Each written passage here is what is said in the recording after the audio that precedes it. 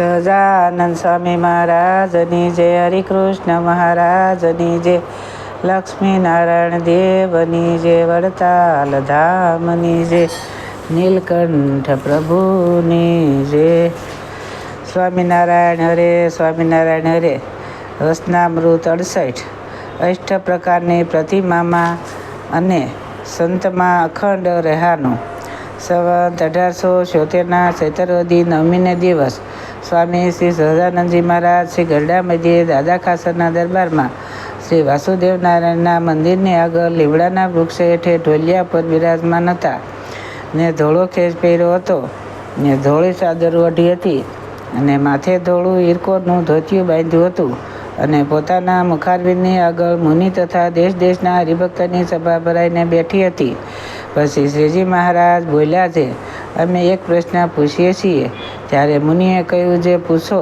પછી શ્રીજી મહારાજ બોલ્યા છે, ઓ ગણતેરા કાળમાં અમને 1 મહિના સુધી જ્યારે નિંદ્રા આવે ત્યારે એમ ભાસતું કે જે અમે પુરુષોત્તમ પુરીને વિશે જઈને શ્રી જગન્નાથજીની મૂર્તિને વિશે પ્રવેશ કરીને રહ્યા છીએ અને તે મૂર્તિ તો કાષ્ઠની જણાય, પણ નેત્રે તેને નેત્રે કરીને અમે સર્વને દેખતા અને પૂજારીનો ભક્તિભાવ તથા સળકપટ સર્વ દેખતા. અને એવી રીતે આપણા સત્સંગમાં જે સમાધિનિષ્ઠ પુરુષ હોય તે પણ સમાધિએ કરીને બીજાના દેહમાં પ્રવેશ કરીને સર્વને દેખે છે અને સર્વ શબ્દને સાંભળે છે. અને શાસ્ત્રમાં પણ એવા વચન છે જે સુગંધી વૃક્ષમાં રહીને બોલ્યા હતા. માટે મોટા જે સત્પુરુષ હોય અથવા જે પરમેશ્વર હોય તે જ્યાં ઈચ્છા આવે ત્યાં પ્રવેશ કરે છે. માટે તે પરમેશ્વરે પોતાની આજ્ઞાએ કરીને જે મૂર્તિ પૂજવા આપી હોય તે મૂર્તિ અષ્ટ પ્રકારની કહી છે. તેમાં પોતે સાક્ષાત પ્રવેશ કરીને બિરાજમાન રહે છે. તે મૂર્તિને જે ભગવાનનો ભક્ત પૂજતો હોય ત્યારે જેમ પ્રત્યક્ષ ભગવાન બિરાજતા હોય અને તેની મર્યાદા રાખે તેમ તે મૂર્તિને પણ રાખવી જોઈએ. અને તેમજ સંતના હૃદયમાં ભગવાનની મૂર્તિ રહી છે તે સંતની પણ મર્યાદા રાખવી જોઈએ. તે તો એ ભક્ત લેશ માત્ર રાખતો નથી અને મૂર્તિને તો છિદ્રામણની અથવા પાષાણિક દિગની જાણે છે અને સંતને બીજા માણસ જેવા જાણે છે. અને ભગવાને તો શ્રીમુખે એમ કહ્યું છે, જે મારી અષ્ટ પ્રકારની જે પ્રતિમા તથા જે સંત તેને વિશે હું અખંડ નિવાસ કરીને રહું છું. અને એ ભક્ત તો ભગવાનની પ્રતિમા આગળ તથા સંત આગળ ગમે તેટલા ફેલ ફતુર કરે છે પણ લેશ માત્ર ભગવાનનો ડર રાખતો નથી. એને ભગવાનનો નિશ્ચય છે કે નથી એ પ્રશ્ન છે. ત્યારે પરમહંસ બોલ્યા છે, જ્યારે એ ભગવાનને અંતર્યામી જાણીને મર્યાદા નથી રાખતો તો એને ભગવાનનો નિશ્ચય જ નથી.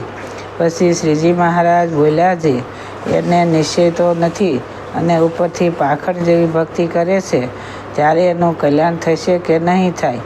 પછી સંત બોલ્યા છે, એનું કલ્યાણ નહીં થાય. પછી શ્રીજી મહારાજ બોલ્યા છે, જેને ભગવાનની મૂર્તિને વિશે નાસ્તિકપણું આવે અને સંતને વિશે નાસ્તિકપણું આવે તેને એટલે જ નહીં રહે. એને તો જેનું ભજન સ્મરણ કરે છે એવા જે પ્રત્યક્ષ ભગવાન તેને વિશે પણ નાસ્તિકપણું આવશે. અને તે ભગવાનમાં જે ગોલોક બ્રહ્મરૂપ આદિક ધામ છે તેને વિશે પણ નાસ્તિકપણું આવશે. અને જગતની જે ઉત્પત્તિ સ્થિતિ અને પ્રલય તેને પણ કાળે કરીને જે માયાને કરીને અને કર્મ કરીને માનશે પણ પરમેશ્વર વતે કરીને નહીં માને એવો પાકો નાસ્તિક થશે. પછી મુક્તાનંદ સ્વામી પૂછ્યું છે, એ નાસ્તિકપણાની હેતુ તે કોઈ પૂર્વનું કર્મ છે કે કોઈ કુસંગ છે? પછી શ્રીજી મહારાજ બોલ્યા છે, નાસ્તિકપણાનો હેતુ તો નાસ્તિકા ગ્રંથ સાંભળવા એ જ છે. અને નાસ્તિકના ગ્રંથને પણ જેને પ્રતીતિ હોય તેનો જે સંગ તે પણ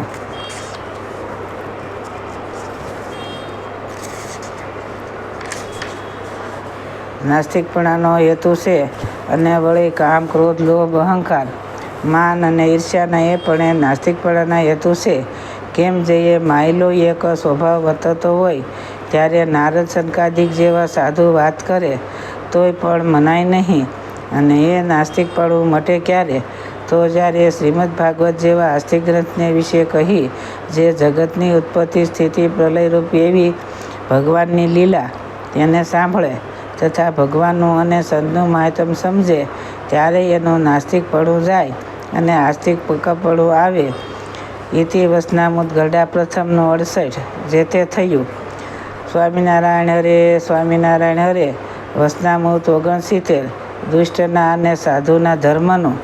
સંવત 1876 ચૈત્ર સુધી 12ને દિવસ સ્વામી શ્રી ગજાનંદજી મહારાજ શ્રી ગરડા મધ્યે દાદા ખાસરના દરબારમાં શ્રી વાસુદેવનારાયણના મંદિર આગળ આથમણે દ્વાર ઓરડાની ઓસરીએ ઢોલિયા ઉપર બિરાજમાન હતા અને સર્વશ્રેષ્ઠ વસ્ત્ર ધારણ કર્યા હતા અને પોતાના મુખારવિંદની આગળ મુનિ તથા દેશ દેશના હરિભક્તની સભા ભરાઈને બેઠી હતી. પછી શ્રી વાસુદેવ નારાયણની સંધ્યા આરતી થઈ રહી. તે પછી નારાયણ ધુન્ય કરી પછી શ્રીજી મહારાજ બોલ્યા છે, ધર્મ તે કેનું નામ છે એનો શાસ્ત્રની રીતે કહીને ઉત્તર કરો. અને જે હિંસક રાજા હતા તે પણ શરણે આવ્યો હોય તેને મારતા નહીં ને મારવા પણ દેતા નહીં. માટે શરણે આવ્યો જે જીવ તેને માયાનું જેમ પાપ છે તેમ બીજાને માર્યાનું પાપ છે કે નથી? પછી એનો ઉત્તર જેને જેમ ભાષ્યો તેમ તેણે કરવા માંડ્યો. પછી શ્રીજી મહારાજ હચકા કરી એટલે કોઈથી ઉત્તર થયો નહીં. પછી મુનિ સર્વે બોલ્યા છે, હે મહારાજ, અને અમે એ જ તમને પ્રશ્ન પૂછીએ છીએ જે યદાદિકને અજ્ઞાદિકને વિશે પશુ હિંસા સહિત ધર્મ કહ્યો છે અને અહિંસા રૂપ પણ ધર્મ કહ્યો છે. માટે એ જેમ યથાર્થ હોય તેમ કહો. પછી શ્રીજી મહારાજ બોલ્યા છે, હિંસાયુક્ત જે ધર્મ છે તે તો ધર્મ અર્થ અને કામ પર છે. તે પણ હિંસાના સંકોચને અર્થે કહ્યો છે. અને અહિંસામય જે ધર્મ છે તે મોક્ષે પરાય છે અને એ સાધુનો ધર્મ છે. અને હિંસામય જે ધર્મ છે તે તો રાગ પ્રાપ્ત છે પણ કલ્યાણને અર્થે નથી. અને જે અહિંસારૂપ ધર્મ છે તે તો કેવળ કલ્યાણને અર્થે છે. માટે ગૃહસ્થ અથવા ત્યાગી એ સર્વેને અહિંસારૂપ જે ધર્મ તે જ કલ્યાણને અર્થે કહ્યો છે. જેમ રાજા ઉપરીસર વસુ રાજ્યમાં હતા તોય પણ અહિંસા ધર્મને વિશે રહ્યા હતા. તે માટે સાધુને તો મન કર્મ વસને કરીને કોઈનું ભૂંડું વાસવું નહીં અને કોઈ વાતનો અહંકાર પણ રાખવો નહીં અને સર્વના દાસાનો દાસ થઈને રહેવું. અને ક્રોધે યુક્ત જે પ્રકૃતિ તે તો દુષ્ટનો ધર્મ છે અને શાંત સ્વભાવે વર્તવું તે જ સાધુનો ધર્મ છે. અને કોઈ કહેશે જે હજારો માણસને નિયમમાં વર્તાવા હોય તેને કેમ સાધુતા ગ્રહણ કરે ચાલે? તો એનો ઉત્તર એ છે, જે રાજા યુધિષ્ઠિરનું હજારો ગામમાં રાજ્ય હતું.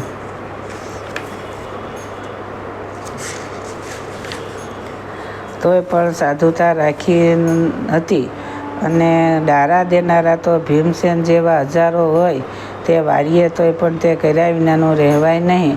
માટે તીખા સ્વભાવવાળાની તો કોઈ ખોટ નથી. એવા તો ઘણાય હોય પણ સાધુ થવું એ જ ઘણું દુર્લભ છે. ઇતિ વચનામૃત ગરડા પ્રથમનું. જે તે થયું. સહજાનંદ સ્વામી મહારાજની જય. હરિકૃષ્ણ મહારાજની જય.